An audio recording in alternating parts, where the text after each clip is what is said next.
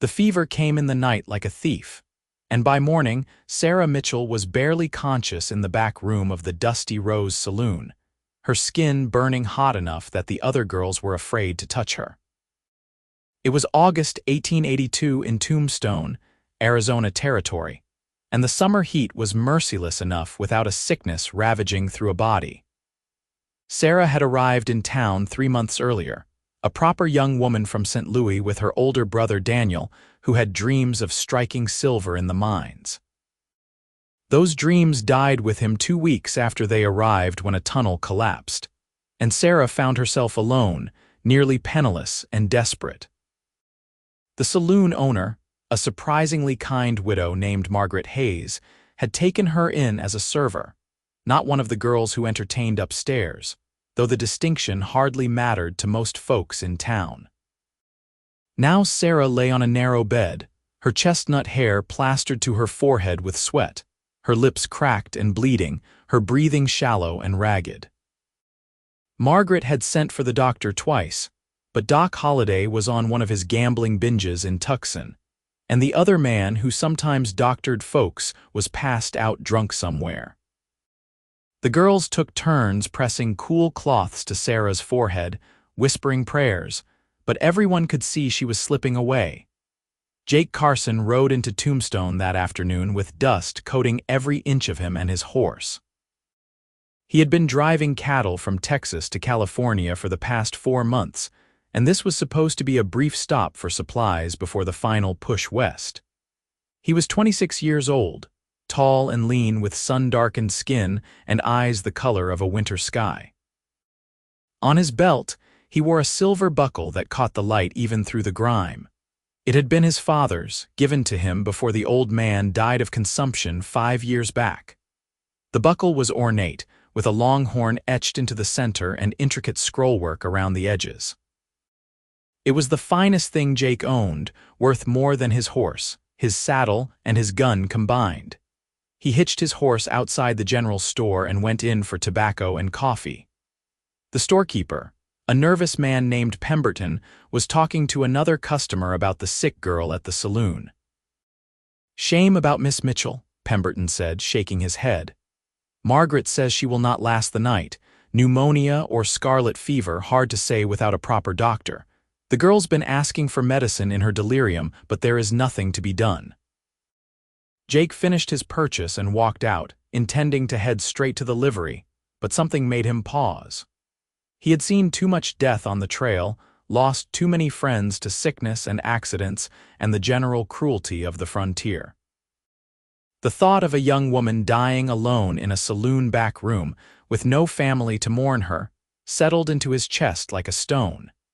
He walked down the dusty street to the Dusty Rose, pushing through the bat wing doors into the dim interior. It was early afternoon, and the place was mostly empty except for a few regulars nursing whiskey. Margaret Hayes was behind the bar, a handsome woman in her 40s with graying blonde hair and tired eyes. "Help you, Cowboy?" she asked without much interest. "Heard you have a sick girl," Jake said, removing his hat. "Wondered if there is anything to be done." Margaret's expression softened slightly. "You a doctor?"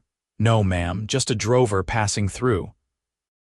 "Then I appreciate the concern, but unless you can conjure up medicine out of thin air, there is nothing anyone can do. Doc Holliday is gone, and the circuit doctor would not be back for 2 weeks. Even if we had money for medicine, there is nobody to write a proper prescription or know what she needs." Jake stood there for a moment, turning his hat in his hands. "There is a man in Bisbee," he said slowly. "Mexican fellow named Alvarez. He is not a proper doctor, but he knows medicine, herbs and such, learned from his grandmother who was a healer. He fixed up a friend of mine last year when we thought he would lose his leg to infection." Margaret leaned forward, a spark of hope in her eyes. "Bisbee is 25 miles. Even if you rode hard, it would be dark before you got back." "I have ridden farther in worse conditions," Jake said, "but I would need money to pay the man." Margaret's face fell. "I have maybe $10 to my name. The saloon barely breaks even."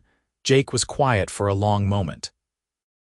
Then his hand went to his belt buckle, unfastening it slowly. The weight of it in his palm was familiar, comforting. He had worn it every day for 5 years, had turned down offers to buy it from men who recognized its value. It was his last connection to his father, to the ranch in Tennessee where he had grown up before the war and Reconstruction had taken everything. "This is silver," he said, setting it on the bar. "Real silver, handcrafted. It is worth $50 easy, maybe more to the right buyer." "Alvarez will take it as payment." Margaret stared at the buckle, then at Jake. "Mister, I cannot ask you to do that. You do not even know this girl." "I am not asking your permission," Jake said quietly. "Just tell me what her symptoms are so I can tell Alvarez." Margaret swallowed hard and quickly described Sarah's condition, the fever, the cough, the delirium.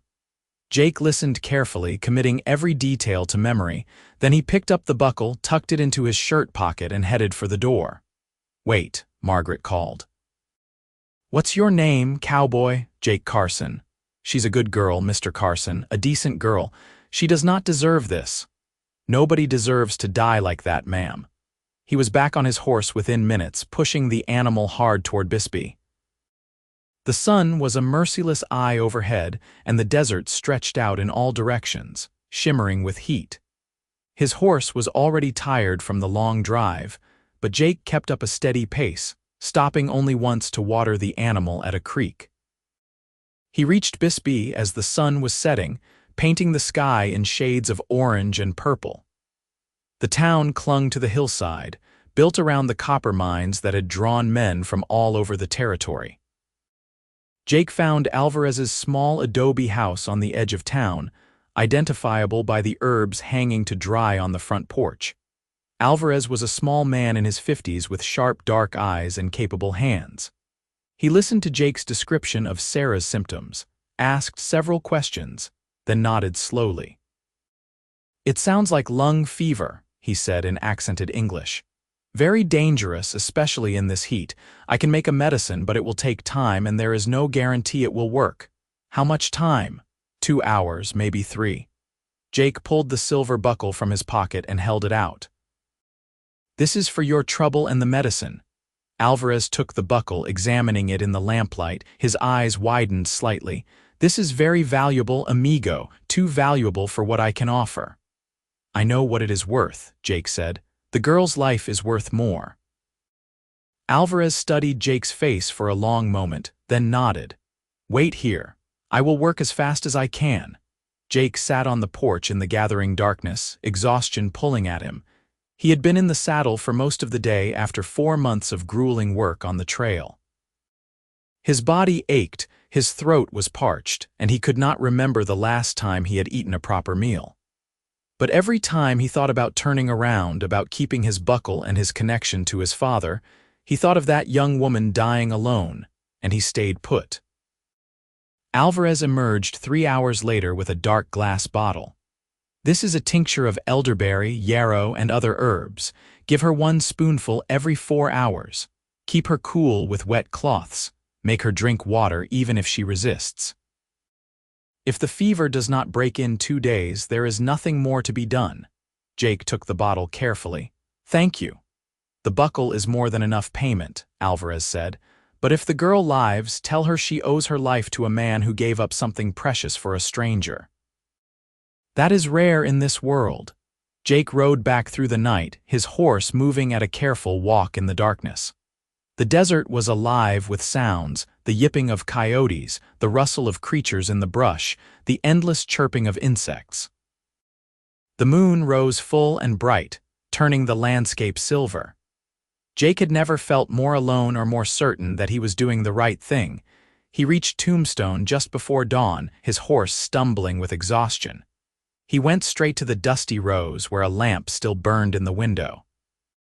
Margaret opened the door before he could knock, her face drawn with worry and lack of sleep. "Is she still alive?" Jake asked. "Barely. She has not opened her eyes in hours." Jake handed her the bottle and repeated Alvarez's instructions. Margaret clutched the medicine like it was salvation itself. "Come with me," she said. "You should see her after what you have done." Jake followed her through the quiet saloon to a back room. Two of the saloon girls were sitting beside the narrow bed, both looking exhausted. On the bed, barely visible beneath a thin sheet, was Sarah Mitchell. Even in her sickness, Jake could see she was beautiful. She had a delicate face with high cheekbones and a small, straight nose. Her hair, damp with fever sweat, was the color of polished mahogany. She looked impossibly young and fragile, her chest rising and falling in shallow, labored breaths. Margaret measured out a spoonful of the tincture and carefully got it between Sarah's lips.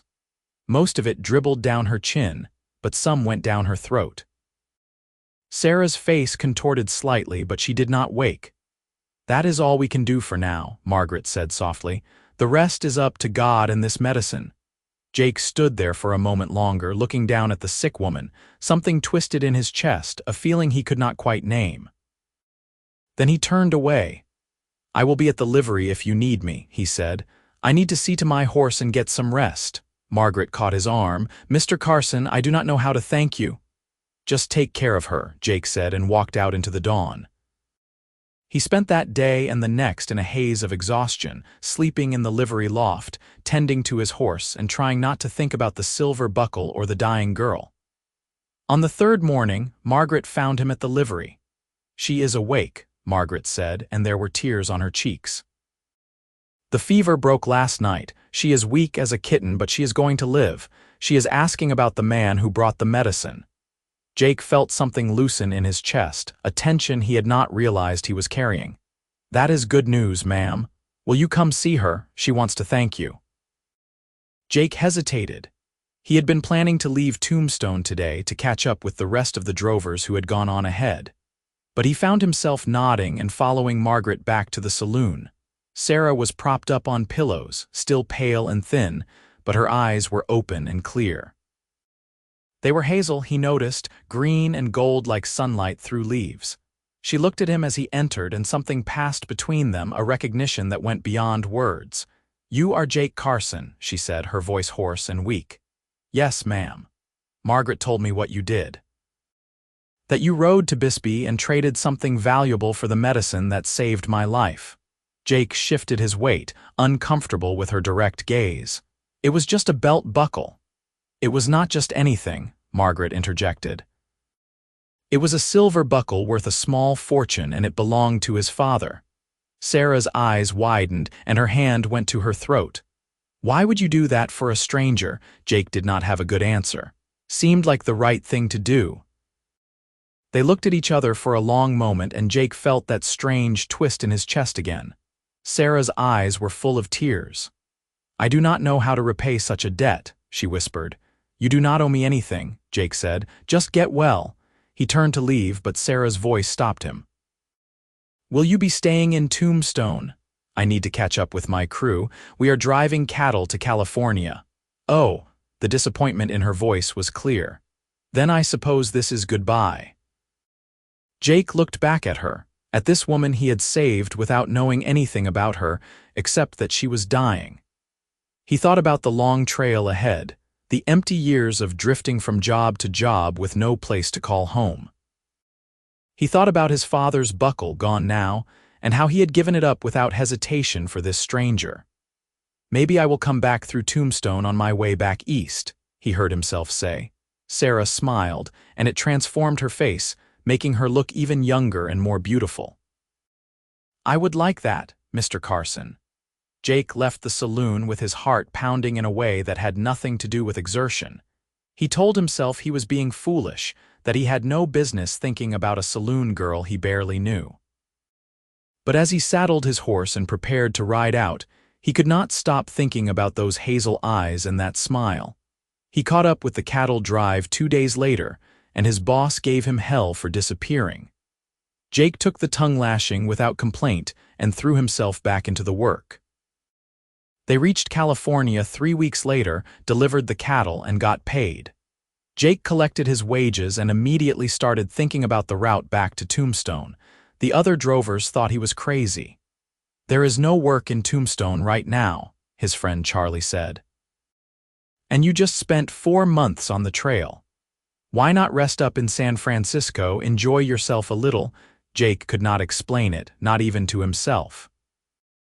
But 2 days after getting paid, he was on a horse heading back east, across the desert, through the mountain passes, following the pull of something he did not understand. He reached Tombstone on a crisp October evening, when the brutal summer heat had finally broken, and the air was cool enough to breathe without feeling like you were inhaling fire. The town looked the same, dusty and rough and full of the kind of people who came west because they had nowhere else to go. He went straight to the Dusty Rose, his heart hammering. Margaret was behind the bar again, and her face lit up when she saw him. "Mr. Carson, I cannot believe you came back." "Is she still here?" Jake asked, not bothering with pleasantries. Margaret's smile widened. "She is upstairs in the room at the end of the hall, and before you go up, you should know something." Jake waited, his hand on the banister. "She has been wearing your buckle since the day she was well enough to get out of bed," Margaret said softly. "I got it back from Alvarez, paid him with what I could scrape together, and when I gave it to Sarah, she cried for an hour. She wears it on a leather cord around her neck. Says it is a reminder that there is still goodness in the world." Jake felt his throat tighten. He nodded and headed upstairs, his boots loud on the wooden steps. He found the room Margaret had indicated and knocked softly. "Come in," Sarah's voice called. He opened the door and found her sitting by the window, mending a dress. She looked completely different from the dying woman he had last seen. Her cheeks were full of color, her hair was clean and shining, braided over one shoulder. She wore a simple blue dress that brought out the green in her eyes. And there, hanging from a leather cord around her neck, was his father's silver buckle. She stood up when she saw him, the dress falling from her lap, her hand going to the buckle. "Jake," she breathed, "you came back." He stepped into the room, closing the door behind him. "I said I would." They stared at each other, and Jake saw in her eyes the same thing he felt in his own chest, that sense of recognition, of inevitability. This was why he had given up his most precious possession for a stranger. This was why he had ridden back across hundreds of miles of desert. This woman, standing in a shaft of golden evening light with his father's buckle against her heart, was somehow his future. "I got your buckle back," Sarah said, her fingers tracing the silver. "Margaret rode to Bisbee herself and paid Alvarez for it. I have been wearing it every day since. I wanted to keep it safe for you." "It looks better on you than it ever did on me," Jake said honestly. Sarah took a step toward him and then another. "I have thought about you every day since you left. I kept hoping you would come back, but I did not dare believe it. Men like you do not exist in the real world." "I am just a cowboy, Sarah, nothing special. You gave up your father's buckle to save my life. You rode 50 miles in a day for a woman you had never met. You are the most special man I have ever known." Jake reached out and took her hand, feeling the calluses on her palm from hard work. "Tell me about yourself. Tell me everything." They sat together as the sun set, talking in soft voices about their lives. Sarah told him about growing up in St. Louis, the daughter of a schoolteacher and a seamstress. She told him about her brother Daniel, his dreams of striking it rich, and the tunnel collapse that killed him. She told him about the loneliness of being alone in a rough town, the kindness Margaret had shown her, and the fever that had nearly taken her life. Jake told her about his childhood in Tennessee, his father's ranch, and how the war had destroyed everything. He told her about the years of drifting, working as a cowboy because it was all he knew, never staying in one place long enough to call it home. He told her about the night he heard she was dying and how he had known, without understanding why, that he had to save her. "I have been alone for a long time," Jake said, his thumb tracing circles on the back of her hand. "I forgot what it felt like to care about someone, to have something worth staying for." "And now," Sarah asked softly, "now I do not want to leave. I want to stay here with you if you will have me." Sarah's eyes filled with tears. "I have been alone too. After Daniel died, I thought I would always be alone. But then you came and you gave up something precious to save me, and I knew that if a man like you existed, then maybe I had a chance at happiness after all." Jake cupped her face in his hands, his rough thumbs wiping away her tears. "I do not have much to offer. I have the money from the cattle drive, enough to get started, but I am not rich. I am not educated. I am just a cowboy." "You are everything I need," Sarah whispered, and then she kissed him.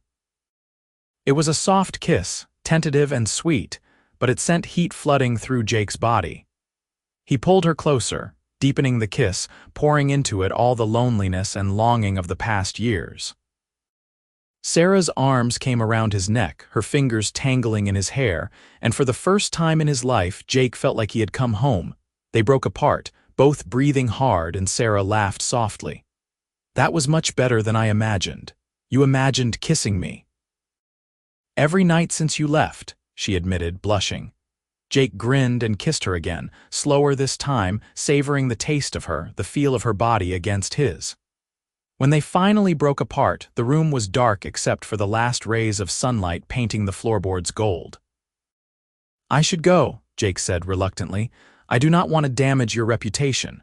Sarah laughed, a real laugh full of joy. "Jake, I work in a saloon. My reputation is already questionable at best." "That will change," Jake said firmly. "I am going to marry you, Sarah Mitchell, if you will have me. And I am going to make sure everyone in this town treats you with the respect you deserve." Sarah's eyes went wide. "Marry me? Jake, you barely know me." "I know enough. I know you are brave and kind. I know you have been through hell and come out stronger. I know that when I look at you, I see my future. That is enough for me." Sarah touched the buckle at her throat, her eyes shining. "Yes," she whispered. "Yes, I will marry you." They married 2 weeks later in a simple ceremony at the small church on the edge of town. Margaret stood up for Sarah, and Charlie, who had come back to Tombstone looking for Jake, stood up as his best man. Sarah wore a simple white dress that Margaret and the other girls had sewn for her, and she wore the silver buckle on a ribbon around her waist, gleaming against the white fabric. Jake had used some of his money to buy a small plot of land on the outskirts of town, a few acres with a creek running through it and enough grazing for horses. It was not much, but it was a start. He had spent the 2 weeks before the wedding building a small cabin, working from dawn until dark with help from Charlie and some of the other men in town who had heard about what he had done for Sarah. After the ceremony, they rode out to the cabin together, Sarah sitting in front of Jake on his horse, his arms around her waist. The cabin was rough but solid, with a stone fireplace and real glass in the windows.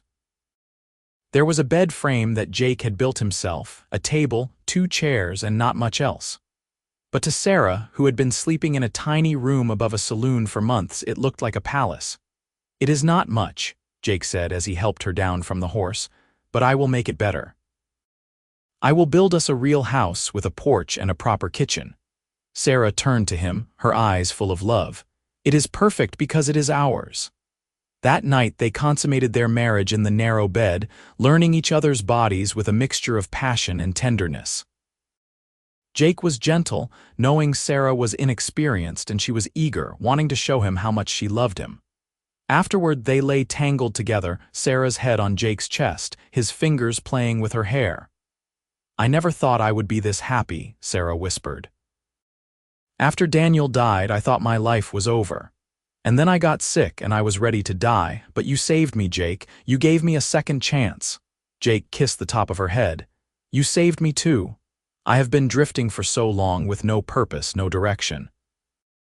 You gave me a reason to stay in one place, to build something that lasts." They fell asleep like that, wrapped in each other's arms, and when Jake woke in the morning to find Sarah still beside him, her face peaceful in sleep, he felt a contentment he had never known. The months that followed were the happiest of Jake's life. He took work where he could find it, breaking horses for the army, doing occasional guard duty for the mining companies, helping local ranchers with their herds. It was not always steady work, but he was a skilled cowboy, and his reputation for honesty and hard work spread.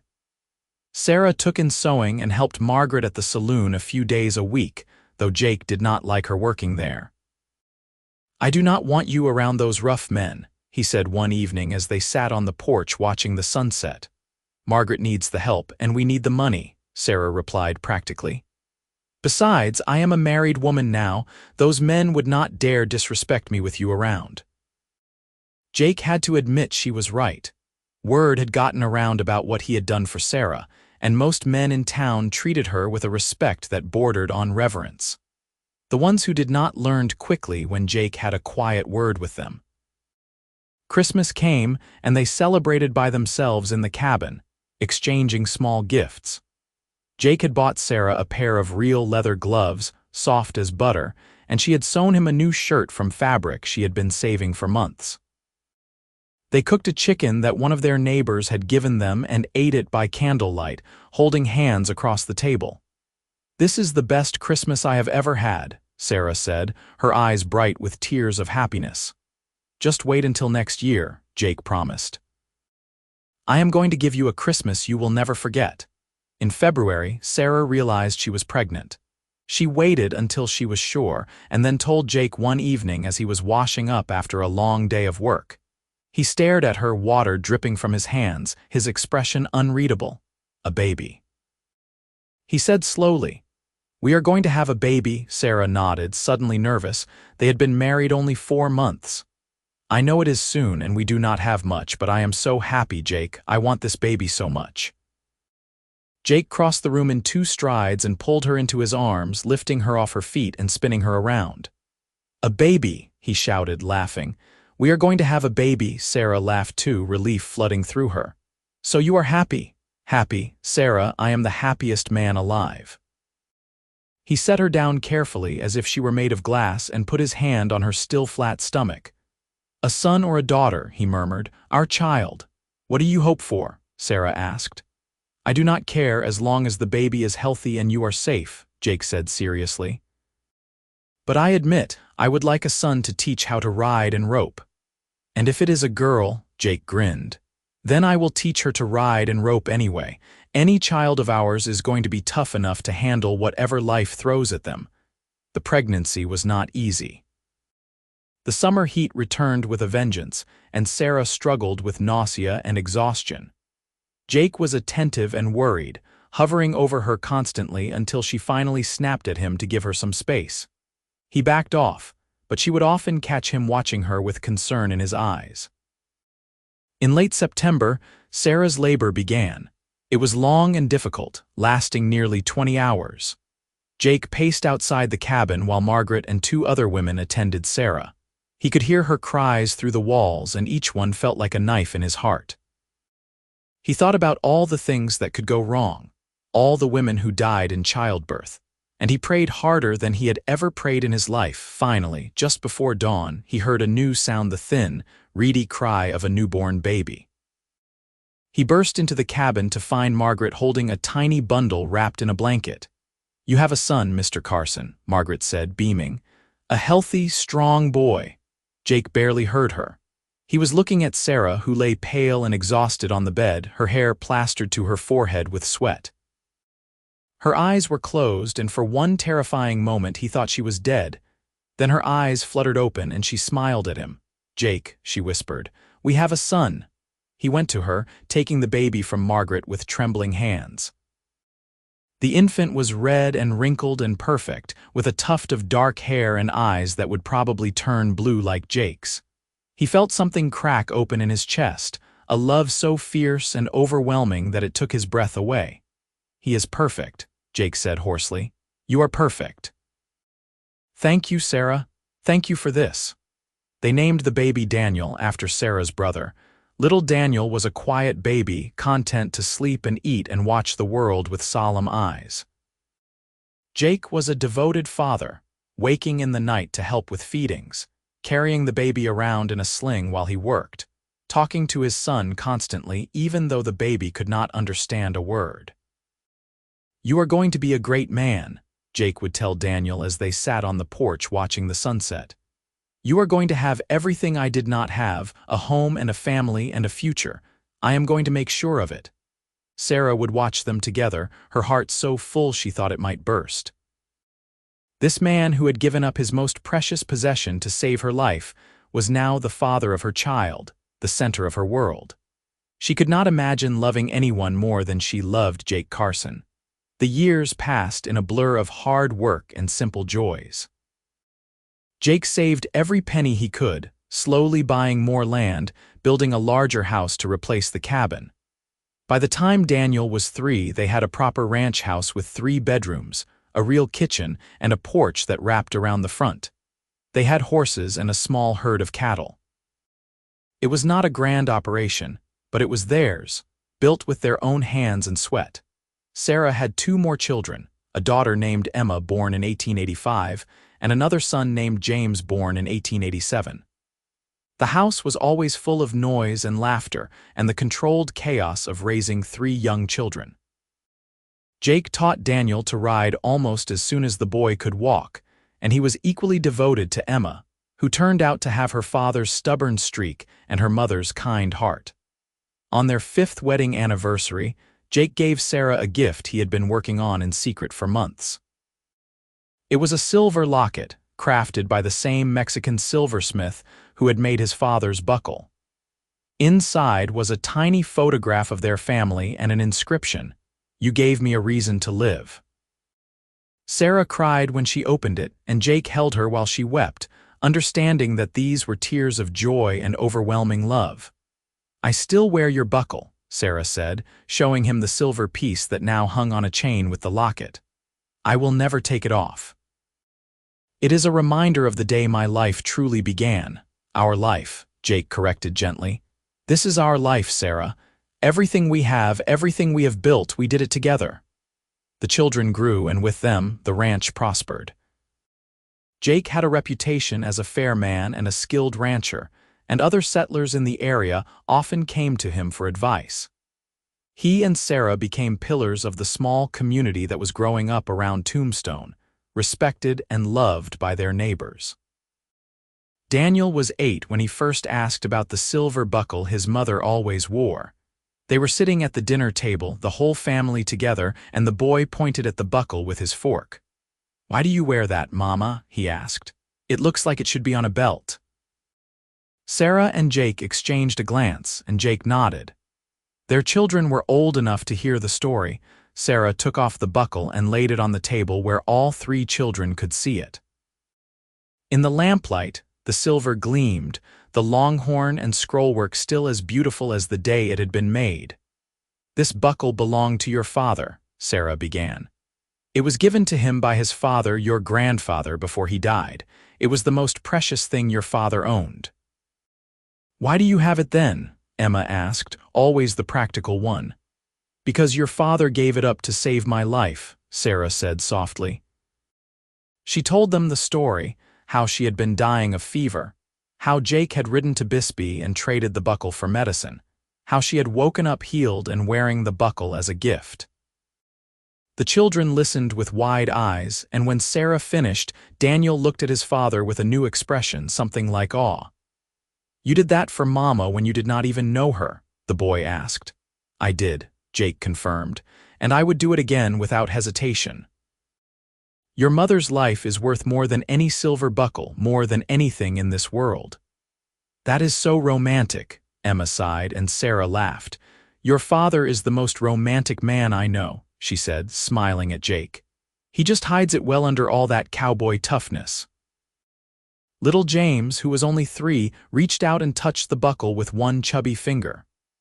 "Pretty," he said, and everyone laughed. That night, after the children were in bed, Jake and Sarah sat on the porch together, her head on his shoulder, his arm around her waist.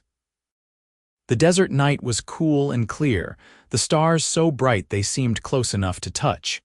"Do you ever regret it?" Sarah asked quietly. "Giving up your father's buckle?" "Never," Jake said immediately. "That buckle was a connection to the past, to a man I loved and a life that was gone." "You are my future, Sarah. You and the children, you are everything that matters." "I love you so much," Sarah whispered. "Sometimes I look at you and I cannot believe you are real, that this life is real. It feels too good to be true." "It is real," Jake said, pulling her closer. "We made it real together, and we are going to keep making it real for the rest of our lives." In 1890, when Daniel was 7, Emma was 5, and James was 3, the family took a trip to St. Louis so that Sarah could visit her parents' graves. They had died within months of each other while Sarah was in Tombstone, and she had never had the chance to say goodbye. Jake insisted on making the trip, even though it meant closing down the ranch for several weeks. They traveled by train, a new experience for the children who pressed their faces against the windows and marveled at how fast the landscape flew by. Sarah held Jake's hand the entire way, grateful beyond words that she did not have to make this trip alone. Louis was overwhelming after years in the open spaces of Arizona. The buildings were tall, the streets crowded, the air full of smoke and noise. The children clung to their parents, frightened by the chaos. They stayed only 3 days, long enough for Sarah to visit the cemetery and say her goodbyes, and then they were on the train heading back west. "I could never live in a city again," Sarah said as they crossed back into Arizona territory. "This is home now. The desert, the wide open spaces, our ranch. This is where I belong." "This is where we all belong," Jake agreed, watching his children sleep in their seats, worn out from the excitement of travel. "We have built something good here, Sarah, something that will last." When Daniel turned 10, Jake began teaching him the serious work of ranching, taking him out to check the fences, showing him how to treat a sick cow, explaining the importance of water rights and grazing rotation. The boy was a quick learner, soaking up everything his father taught him. Emma, not to be left behind, insisted on learning too, and Jake found himself with 2 eager students instead of 1. "She is as good as any boy," Jake told Sarah one evening after Emma had successfully roped her first calf. "Better than most, actually. She has a real gift with animals." Sarah smiled, watching their daughter through the window as she brushed down her horse. "She is like you, stubborn, determined, and completely fearless. And beautiful like her mother," Jake added, pulling Sarah into his lap. "I am going to have to beat the boys off with a stick when she gets older. We have a few years before we need to worry about that," Sarah laughed. "She is only 8. Those years flew by faster than either of them could believe." Before they knew it, Daniel was a young man of 15, tall and capable, able to do the work of 2 grown men. Emma was 13, still determined to prove she could do anything her brother could do. James was 11, quieter than his siblings but with a sharp mind and a love of books that neither parent quite understood. The ranch had grown too, now one of the most successful operations in the area. They had 40 head of cattle, 24 horses, and enough land that they could afford to hire help during busy times.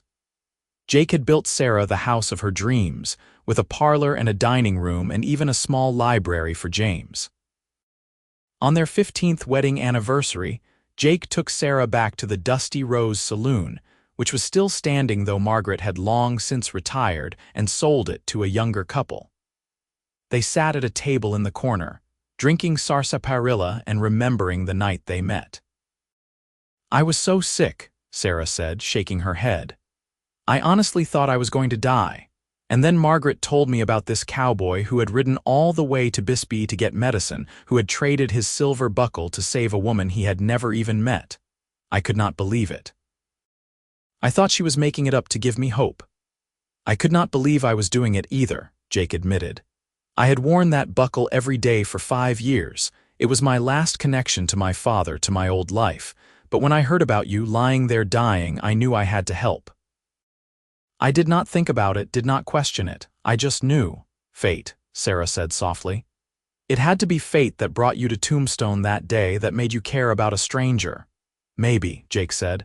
"Or maybe I just recognized something in you even before I met you. My soulmate, my other half." Sarah reached up and touched the buckle, which she still wore every day along with the locket Jake had given her. "This buckle has seen everything we have been through together. It was there the day you saved my life, the day we got married, the day each of our children were born. It is a symbol of everything we have built together." "It is more than a symbol," Jake said, covering her hand with his. "It is a promise. I promised, without even knowing it, that I would always take care of you, always put you first, and I have kept that promise every day of our marriage." "I know you have," Sarah said, her eyes shining with tears. You are the best man I have ever known, Jake Carson. I am so grateful that fate, or God, or whatever you want to call it, brought you to me." They kissed there in the saloon, not caring who saw. Two middle-aged people still head over heels in love after 15 years of marriage. The bartender, who knew their story, sent over a bottle of champagne on the house, and they toasted to their past, their present, and their future. In 1898, when Daniel was 16, he fell in love with a girl from town, the daughter of the schoolteacher. Her name was Lucy Brennan, and she was a sweet, sensible girl with auburn hair and freckles. Daniel was smitten, following her around like a puppy, and Jake and Sarah watched with amusement and a little sadness, knowing their oldest son was growing up. "He reminds me of you when we first met," Sarah teased Jake one evening, all tongue-tied and desperate to impress. "I was never tongue-tied," Jake protested, but Sarah just laughed. "You absolutely were. The first time you came to see me after I recovered, you could barely string 2 words together." Jake pulled her close, nuzzling her neck. "That was because you were so beautiful I could not think straight. You still have that effect on me." Daniel and Lucy courted for 2 years with Jake's blessing, and married in a big ceremony in town when Daniel was 18 and Lucy was 17. The whole community came out for it, and Jake stood up as his son's best man, feeling a mixture of pride and melancholy as he watched Daniel say his vows. "That could have been us," Sarah whispered, squeezing Jake's hand. "If things had been different, if we had been younger, if we had courted properly instead of rushing into marriage." "I would not change a thing," Jake whispered back. "Not one single thing about our story." Emma was courted by several young men over the next few years, but she rejected them all, declaring that she would rather run the ranch than get married. Jake was secretly pleased, though he tried to hide it. Sarah just shook her head and said Emma would change her mind when she met the right man. That man turned out to be a young veterinarian named Thomas Wright, who came to the ranch to treat a sick horse and ended up staying for dinner. Emma, who usually had no patience for suitors, found herself fascinated by Thomas's knowledge of animals and his quiet, confident manner. They were married a year later when Emma was 20, and Thomas joined the family business, bringing his veterinary skills to the ranch. James, the quiet one, surprised everyone by announcing he wanted to go to college back east to study law. It was 1900, and the old frontier was disappearing, replaced by statehood and civilization. Jake was torn between pride and worry, but Sarah encouraged him to let James go. "The world is changing," she said. "Our children need to change with it. We gave them roots, now we need to give them wings." James left for Boston in the fall of 1900, and the house felt empty without him. But he wrote home faithfully every week, and his letters were full of excitement about his studies and the new world he was discovering. Jake and Sarah settled into middle age with grace. Their hair was going gray, their bodies were not as strong as they once were, but their love for each other had only deepened with time. They would sit on the porch in the evenings, holding hands and watching the sunset, comfortable in the silence that comes from knowing someone so well that words are not always necessary. In 1905, on their 20th wedding anniversary, Jake took Sarah on a trip to California, just the two of them. They left the ranch in Daniel and Thomas's capable hands and took the train west, staying in a hotel in San Francisco and walking along the beach, marveling at the Pacific Ocean. "I never thought I would see the ocean," Sarah said, standing on the shore with the waves lapping at her feet. "It is so much bigger than I imagined." Jake wrapped his arms around her from behind, resting his chin on her shoulder. "It is beautiful, but not as beautiful as you." Sarah laughed and turned in his arms. "You are still such a romantic, even after 20 years. "Only with you," Jake said and kissed her. They made love that night in their hotel room, slower and gentler than in their youth, but no less passionate. Afterward, Sarah traced the scars on Jake's chest from years of hard work and asked him if he was happy. "More than I ever thought possible," Jake said honestly. "I spent so many years alone, thinking I would never have a family or a home, and then I met you and everything changed. You gave me a reason to live, Sarah. You gave me everything. You saved my life, Sarah reminded him. You gave up your father's buckle, the most precious thing you owned, for a woman you had never met. I have spent 20 years trying to be worthy of that sacrifice. You were always worthy, Jake said fiercely. From the moment I saw you lying in that bed, fighting for your life, I knew you were worth saving, and every day since has proved me right. They returned to Arizona refreshed and renewed, ready to face whatever came next. James came home from law school with honors and set up a practice in Tucson. Daniel and Lucy had given them 4 grandchildren by then, and Emma and Thomas had 3, with another on the way. The ranch house was often full of children's laughter and noise, and Jake and Sarah loved every minute of it. In 1910, Arizona finally achieved statehood, and Jake was asked to speak at the celebration in Tombstone as one of the area's oldest and most respected residents. He stood on a platform in front of the whole town and talked about the early days, the wildness and danger, the sense of possibility. But mostly he talked about Sarah. 28 years ago, I rode into this town a drifter with nothing to my name but a horse, a gun, and a silver buckle, he said. I heard about a young woman who was dying, and for reasons I could not explain then and still cannot explain now, I knew I had to save her. I traded that silver buckle, my most precious possession, for medicine, and when she woke up, she was wearing it as a gift. He paused, looking down at Sarah in the crowd.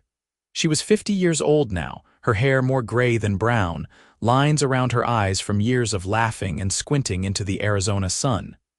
She was wearing the buckle, as she always did, gleaming against her blue dress. That woman became my wife, Jake continued. She gave me 3 children and 7 grandchildren so far. She gave me a home and a purpose and a reason to get up every morning. She gave me everything. So when people ask me what Arizona statehood means to me, I tell them it means stability and future and growth. But mostly, it means that the place where I found my soulmate is now officially recognized as a state, and that makes me proud beyond words. The crowd erupted in applause, and Sarah stood up, her eyes streaming with tears. Jake stepped down from the platform and went straight to her, pulling her into his arms while everyone watched. I love you, he said into her hair. I have loved you from the moment I decided to save you, and I will love you until my last breath. I love you too, Sarah said, pulling back to look at him. You are my miracle, Jake Carson, my own personal miracle. The years continued to pass, bringing both joys and sorrows. Margaret, who had been like a mother to Sarah, passed away peacefully in her sleep at the age of 75. Charlie, Jake's old friend, was killed in a riding accident, leaving a wife and 2 grown children. They attended both funerals, holding each other tight, grateful for every day they still had together. In 1915, Jake was thrown from a horse and broke his leg badly. It healed crookedly, leaving him with a limp, and he could no longer do the heavy work of ranching. He turned over the day-to-day operations to Daniel and Thomas, though he still went out every day to check on things, leaning heavily on a cane. Sarah's health began to fail too. She developed a cough that would not go away, and the doctor diagnosed her with weak lungs, a legacy of the fever that had nearly killed her 33 years earlier. She tired easily and could no longer do the heavy work she had once thrived on, but they adapted as they always had. They spent more time on the porch, watching their grandchildren play in the yard. They read together, Jake reading aloud while Sarah did light needlework. They took slow walks around the property, Jake's cane in one hand and Sarah's hand in the other, reminiscing about the early days. Do you remember how small the first cabin was? Sarah asked one afternoon as they walked past the spot where it had stood. I thought it was a palace. It was barely big enough for the 2 of us, Jake laughed, but we were happy there. We have been happy everywhere, Sarah corrected. Because we were together. In 1918, the Spanish flu swept through the country, killing millions. Their family was spared the worst of it, though several grandchildren fell ill and recovered. Jake and Sarah isolated themselves at the ranch, terrified of getting sick at their age. They spent months seeing no one but each other and found they did not mind at all. "I could spend the rest of my life like this," Jake said one evening as they sat by the fire. "Just the two of us, away from the world. We are getting old," Sarah observed, but without sadness. "Most of the people we knew when we first met are gone now. We have outlived our generation." "Good," Jake said firmly. "I plan to live another 20 years at least. I am not ready to leave you yet." But time, as it always does, caught up with them. In 1920, on a cool November morning, Jake woke to find Sarah struggling to breathe. He sent for the doctor immediately, but they both knew what was happening.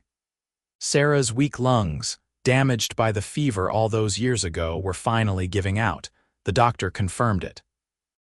There was nothing to be done but keep her comfortable.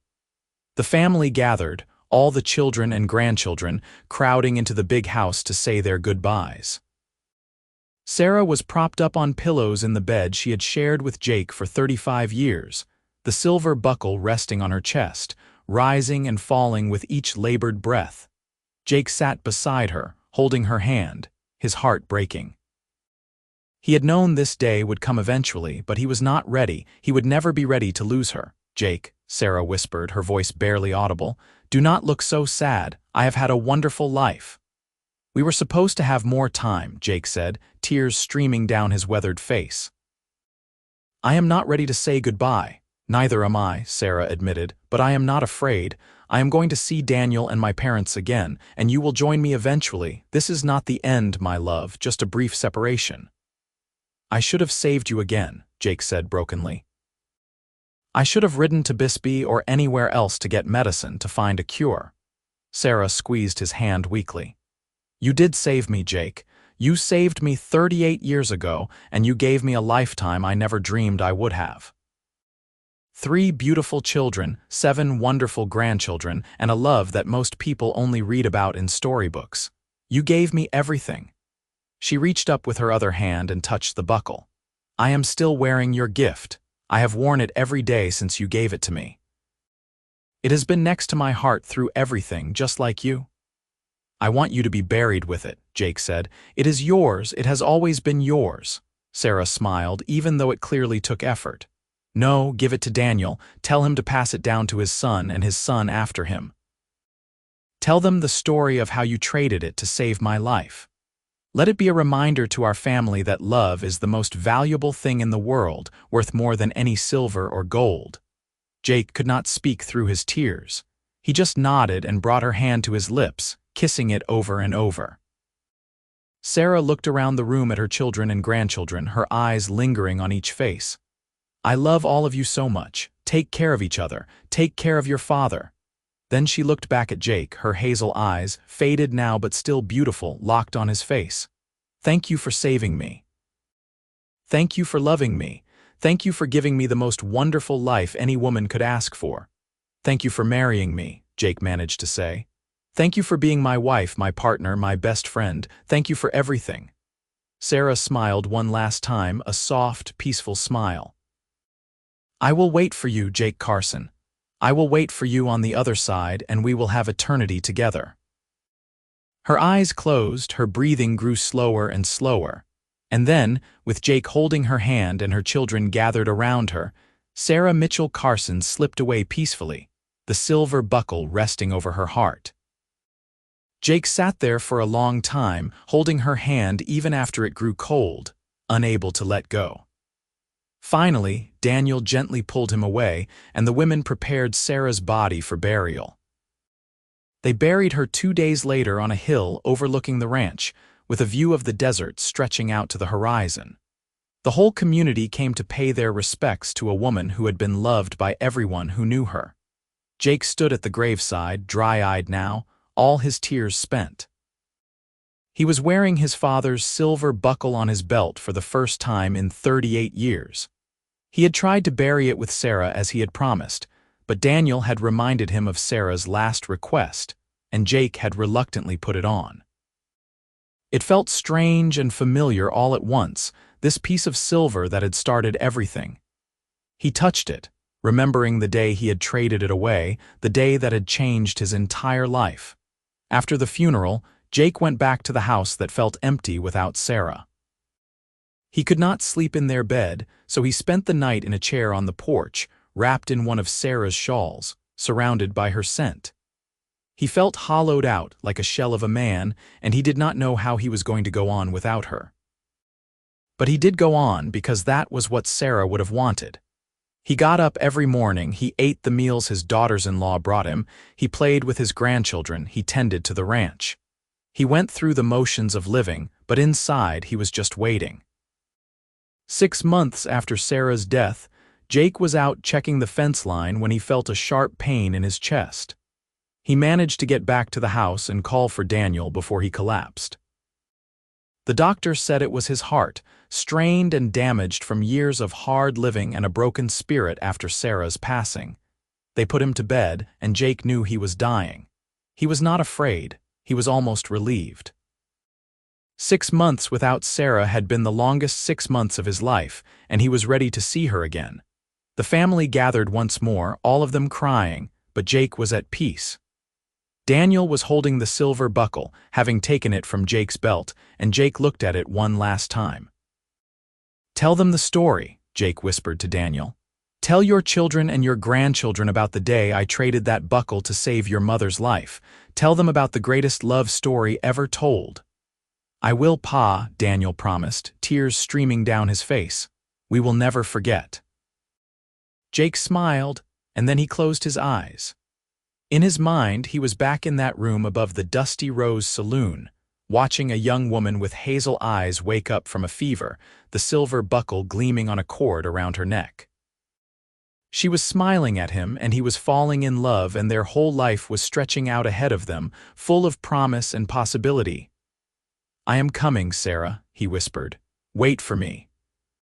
And with those words, Jake Carson passed away peacefully, his hand in his son's, his heart full of love and gratitude for the life he had lived.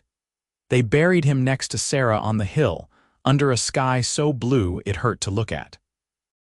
The whole community came again, paying tribute to a man who had been a pillar of strength and integrity for nearly 40 years. On his gravestone, beneath his name and dates, Daniel had inscribed the words, "He traded silver for love and gained everything." The silver buckle passed to Daniel, as Sarah had wished, and from him to his oldest son.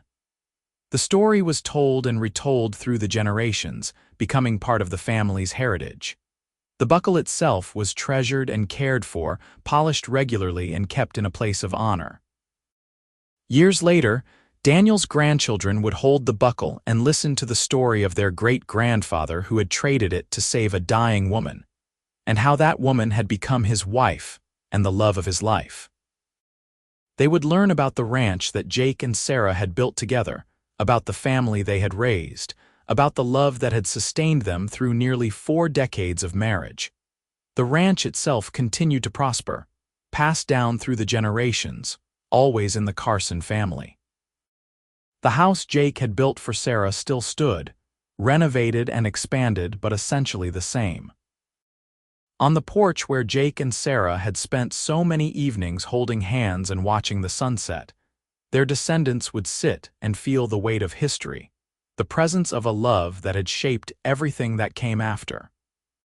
The town of Tombstone, once wild and lawless, became a respectable community and eventually a tourist attraction, famous for its gunfights and outlaws.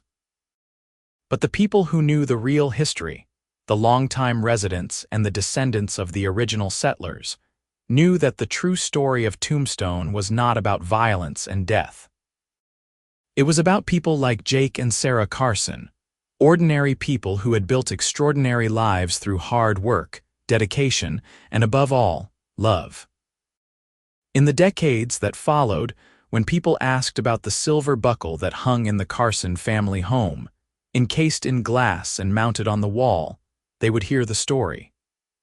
They would hear how a cowboy had traded his most precious possession to save a dying woman he had never met. How that woman had woken up healed, wearing the buckle as a gift. How they had fallen in love and married and spent 38 years building a life together. How their love had created a legacy that lasted long after they were gone. It became a legend in that part of Arizona, the story of the cowboy and the silver buckle. Young people would visit Sarah and Jake's graves on the hill, leaving flowers and notes, inspired by a love story that had happened so long ago but still felt immediate and real. The buckle itself became a symbol, not just for the Carson family, but for the entire community, a reminder that the greatest treasures in life are not material possessions, but the connections we make with other people. And on quiet nights when the wind blew across the desert and the stars shone bright overhead, people said you could sometimes see two figures on the hill where Jake and Sarah were buried, holding hands and looking out over the ranch they had built together. Whether it was true or just a story, it gave comfort to those who believed in the enduring power of love, the idea that some bonds are strong enough to transcend even death itself. The Carson family continued to thrive, generation after generation, always remembering the story of their ancestors. The silver buckle remained in the family, carefully preserved, occasionally worn on special occasions but mostly displayed as the treasure it was. And every Carson child, as they grew old enough to understand, was told the story of how their great-great-grandfather Jake had traded that buckle to save their great-great-grandmother Sarah, and how that single act of selfless love had created the family they were all part of. In the end, Jake and Sarah's story was not about the buckle at all. The buckle was just a symbol, a tangible representation of something much deeper. Their story was about recognizing love when it appears, even in the most unlikely circumstances. It was about being willing to sacrifice what we hold most dear for the people we love. It was about building a life together, one day at a time, through hardship and joy, through sickness and health, until death finally parts us. And it was about the enduring legacy of that love, rippling outward through time, touching the lives of people who would never meet Jake and Sarah, but who were shaped by their story nonetheless. In that way, Jake Carson's decision to trade his silver buckle for medicine on a hot August day in 1882 continued to matter, continued to inspire, continued to remind people of what truly mattered in life. The ranch still stood, a working operation run by Jake and Sarah's descendants. The house still stood, full of the voices and laughter of new generations. And in the cemetery on the hill, two headstones stood side by side, weathered by time but still readable, marking the resting places of a cowboy and the woman he saved, who spent their lives proving that true love is not just a fairy tale but a real, tangible force that can change the world. Their story lived on, told and retold, embellished in some ways but true in all the ways that mattered. And the silver buckle, polished and gleaming behind its glass case, remained a testament to the day a cowboy made the best trade of his life, giving up a piece of silver to gain a lifetime of love. It was the beginning of everything, that simple act of sacrifice, and its effects echoed through the generations, a reminder that sometimes the things we give away are the things that come back to us multiplied 1,000-fold, transformed into something more precious than we ever could have imagined.